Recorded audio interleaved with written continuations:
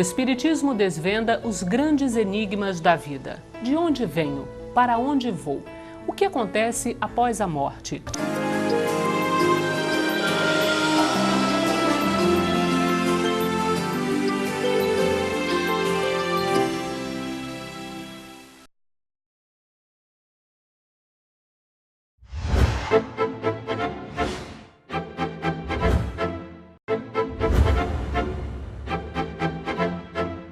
Olá, seja bem-vindo ao programa Transição, a visão espírita para um novo tempo. No programa de hoje, vamos explorar juntos a lei de causa e efeito. Veremos que tudo tem um porquê e, mais importante ainda, um para quê, uma finalidade em nossa vida. Confira! Quando nós olhamos a diversidade que existe no mundo atual, essas lutas, essas variações que nós encontramos entre determinados povos e outros, alguns passando necessidades extremas, nós sabemos que bilhões de pessoas estão na linha da miséria, e aí perguntamos e de repente achamos quanta injustiça existe. Aquelas criaturas estão passando injustamente porque não fizeram mal algum. Porém, a reencarnação nos dá a resposta para isso. Aquilo que hoje nós estamos passando é resultante do nosso ontem, do nosso passado. Ao nosso redor, quando nós saímos pela rua, nós estamos vendo ali as consequências da lei de causa e efeito. Suicidas que voltam apresentando deformidades físicas, lesões mentais, tudo isso é lei de causa e efeito funcionando o tempo todo. Há uma mensagem no livro Evangelho segundo o Espiritismo, do Espírito Bernardino, e que ele diz o seguinte: quando vemos as pessoas sofrendo, nós devemos perguntar a nós mesmos: o que posso fazer para minorar o sofrimento dessa pessoa?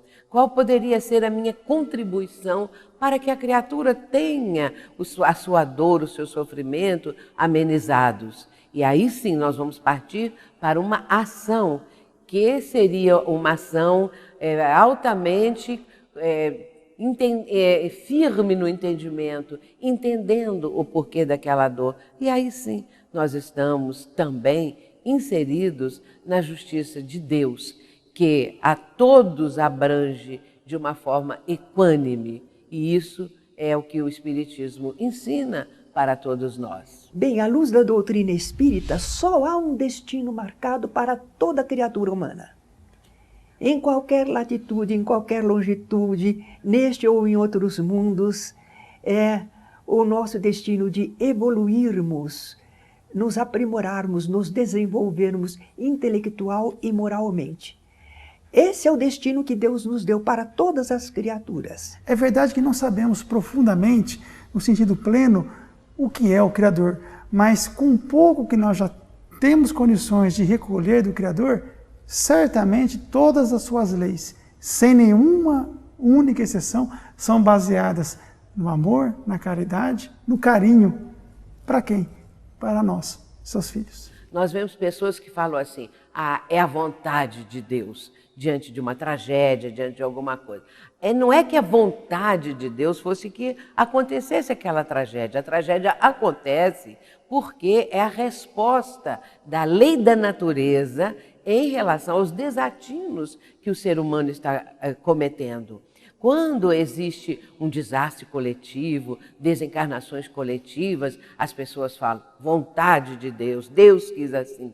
Seria então Deus marcando aquelas pessoas para passar por aquele sofrimento, por aquelas situações dolorosas, como nós às vezes ficamos sabendo. Muitas vezes nós empregamos palavras, ideias, conceitos, como punição, como castigo, como sofrimento, como dor, para designar, para a gente entender como funcionam as leis de Deus.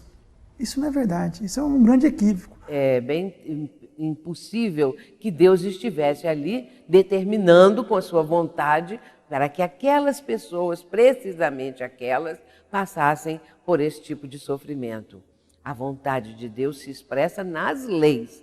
E se nós infringimos as leis, vem a sanção correspondente. É claro que nós aí estamos inseridos na lei de causa e efeito. O que eu fiz, a causa dos meus desatinos, geram um efeito que eu posso passar por esse efeito, por esse resultado imediatamente, ou de uma outra maneira, de uma forma mais distante, pode vir o resultado das minhas ações ainda nessa encarnação ou encarnação seguinte.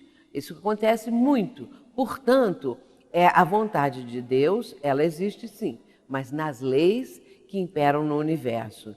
E o ser humano, com o seu livre-arbítrio, é que vai infringir as leis e aí as consequências virão. Aquilo que detemos é o que estamos colhendo do passado recente ou do passado mais longínquo.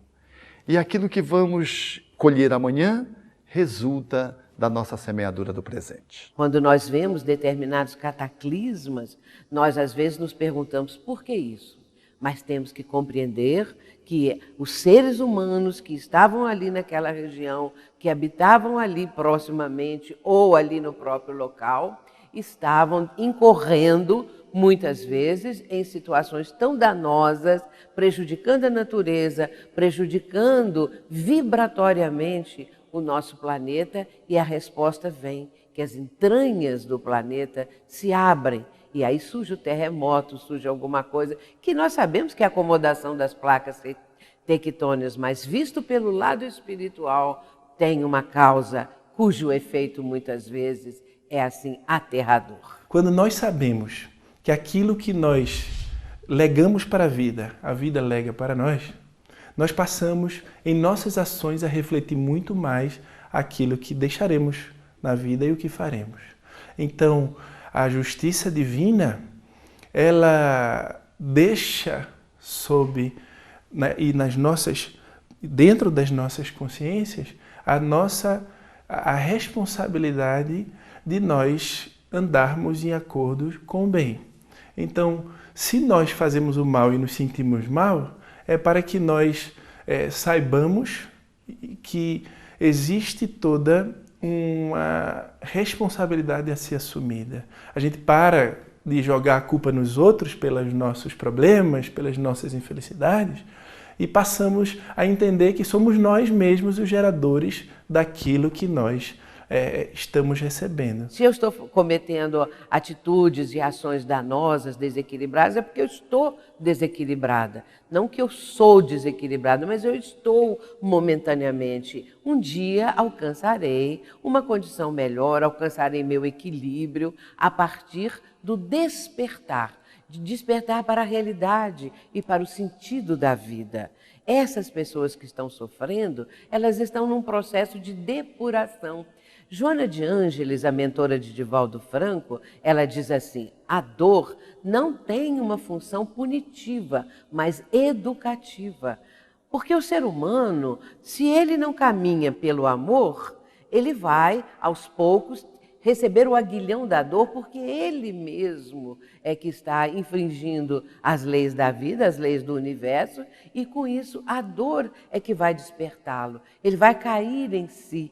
Ele vai começar a pensar nas suas atitudes, a fazer uma avaliação. Isso acontece. Nós vemos nas reuniões mediúnicas espíritos obsessores que se apresentam muito arraigados ainda à maldade, com aquelas ideias de vingança, e que em determinado momento caem na realidade, caem em si e começam a pensar naquilo que fizeram e naquilo que está diante deles. Mas o importante é saber que nós temos diante de nós a imortalidade. E com isso, nós temos que, aos poucos, através de vidas sucessivas, resgatar a nós mesmos, nos redimirmos. E aí, então, nós temos uma caminhada muito melhor, porque ela estará dentro das leis divinas e, com isso, nós nos enriqueceremos espiritualmente.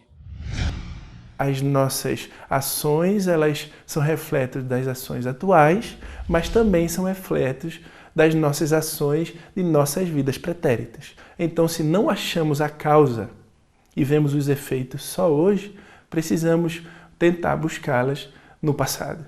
E se não a encontrarmos, simplesmente devemos nos dedicar ao bem. Quando nós trabalhamos no campo do bem, quando nós estamos ajudando o próximo, quando nós sentimos que estamos doando de nós mesmos, isso é um momento maravilhoso, porque a nossa alma se planifica e nós esquecemos das nossas dores, dos nossos problemas, porque estamos pensando no próximo, porque estamos tentando atenuar a dor do próximo, compreendendo que junto a nós tem alguém com sofrimento muito maior e que nós podemos estender a mão, que nós podemos minimizar aquele sofrimento e ajudar aquela pessoa a sair daquele processo. E enquanto nós fazemos isso, nós mesmos estamos no caminho da nossa redenção pessoal, na mudança total e plena que nos ajuda a uma vida melhor. Então somos aquilo que fazemos de nós mesmos.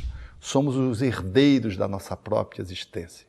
Estamos retirando da vida o eco, aquilo que nos oferecemos para a vida, nesta ou em outras existências. E aquilo que fazemos hoje no presente é a semeadura do futuro. Por isso, nesse pensamento didático linear de passado, presente e futuro, a lei de causa e efeito nos dá a possibilidade de podermos estar efetivamente transformando a nossa vida a cada dia. Porque as pessoas precisam sentir que o que falta na vida delas, porque estão muitas vezes passando por dificuldades as mais diversas, o que falta na vida delas, vão encontrar vibratoriamente na casa espírita, porque as pessoas que ali estão e que fazem esse atendimento e que estão trabalhando juntas e que formam as equipes da casa, os trabalhadores de maneira geral, estão acolhendo aquela criatura, estão compreendendo o seu sofrimento e a sua necessidade de estar ali sentindo amor.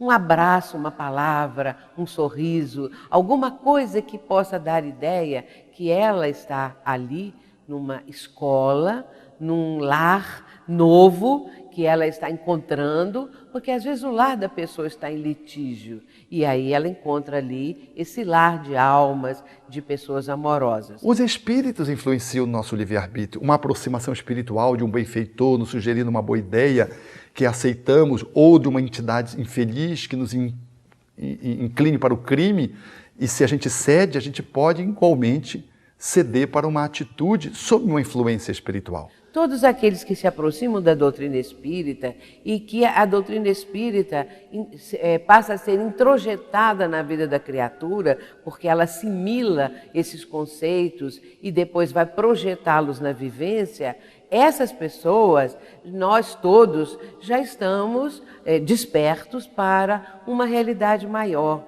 E aí, a lei de causa e efeito, nós vamos, a partir do que estamos fazendo agora, preparando alguma coisa para o futuro.